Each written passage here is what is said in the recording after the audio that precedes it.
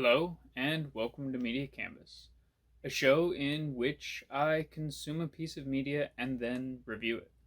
When I'm asked what my favorite movie is, I surprise most people as my answer is one that was made decades before I was ever born. For me, 12 Angry Men is a perfect movie. I first watched the movie as I saw it on a list of movies that you could use for art references, with this one focusing on faces. I had no idea at the time how iconic this movie was and just how much I would take from this movie as something to draw inspiration from. When I made this podcast, I did decide that at 1 year's time, if I stuck with it, I would have to review this movie. And here we are. The film was made in 1957, which is nearly 35 years before I was born. This really affects the way that the film is viewed by modern audiences, as the industry relied on different things at the time, even in dramas such as this one. Something I only recently learned is that it is an adaptation of a teleplay from 1954. The success of that teleplay, because of the script and acting, brought it to a theatrical production that is the film I know and love. The plot of the movie is simple. A jury is to deliver a verdict on a murder case. We, as the audience, know nothing about the case when the film starts, except that the verdict could lead to a death penalty. This simple premise is carried by a script that puts forth moments in which every character has a moment to shine. There is so many great moments that I would love to share individually, but I do everything I can to keep these reviews spoiler free, even on a movie as old as this. Suffice it to say that if someone tells me they are looking for a compelling character drama, this would be a movie I will absolutely direct them to. Our cinematography starts out with a great view overlooking the jury and the room in which the film takes place. Moving about our characters as the opening credits roll to give us a glimpse into each of their individual personalities. The things that will shape the way the individual characters will view the case. As the film goes on, the angles that the cameras are at when focusing on our individual actors changes and helps bring a tension to us as the viewers, giving us a feeling of being trapped in the small room with 12 other people. Combining a simple soundtrack with the fantastic script, this cinematography helps influence the story of the film and the way the audience views it. Fantastic acting so often feels like it just becomes part of the movie or television show you are watching. The acting just gets wrapped up in the success of what it is a part of. Well, we can easily remember moments of horrible acting, such as in the film The Room by Tommy Wiseau.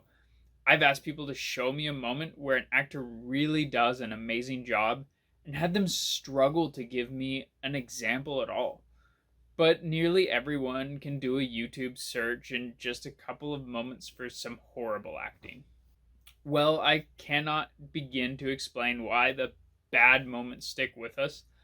I find this film is filled with great acting. In silent close-ups of expressions on faces, the tones of voice, and even the individual body language here. They are all great. I mentioned at the top this was recommended as a movie to use as an art reference because of the faces, and this is absolutely because of those moments where the cinematographer is doing a close-up on the faces of actors, where they are not just sitting there but acting without saying a word. Without reciting lines, they're sharing emotion of the character through their eyes and body language. This has stuck with me, and of course the entire film concludes with a fantastic monologue given by Lee J. But Cobb, I mean who everything plays says juror he's number guilty. 3. What do you think? I'm an idiot or something? Why don't you take that stuff about the old man? The old man who lived there and heard everything. Or this business about the knife. What, 'cause we found another one exactly like it?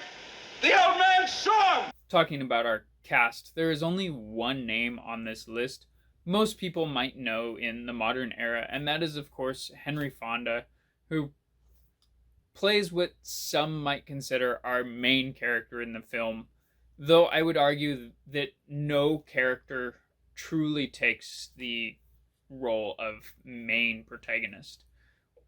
He delivers a fantastic performance and definitely ties the film together as the one who really starts the ball rolling for the plot.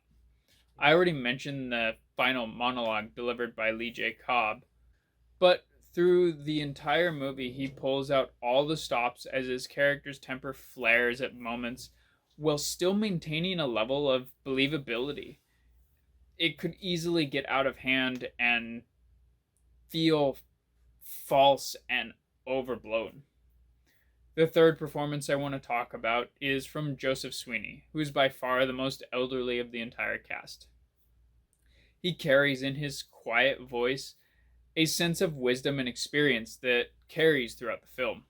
Perhaps that comes from his actual age, but even still, I believe his acting in the moments that it matters most really shines through.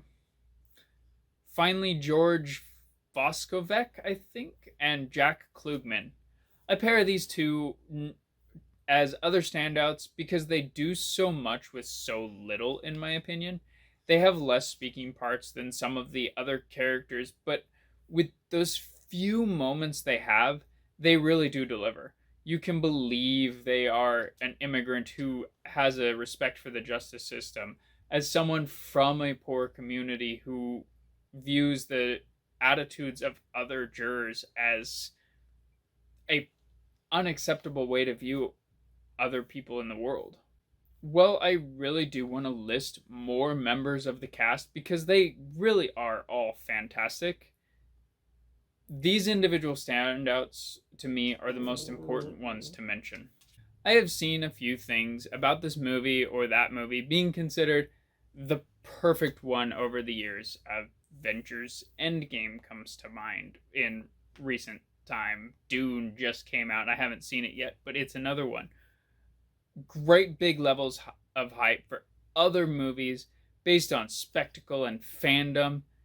Then we go back a little over half a century to a film that really doesn't have spectacle or fandom behind it. And there, without all the excess things to pull people in or the wonder that is the special effects and CGI, is a film that delivers what might actually be a perfect film, using character, story, cinematography, and acting to tell a compelling story in a 96-minute runtime. I do love modern film, as well as the older films that I've grown to watch and love. But really, a perfect film needs something special.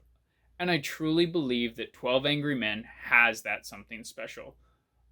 If you want to see what I mean, watch the entire film without sound or subtitles.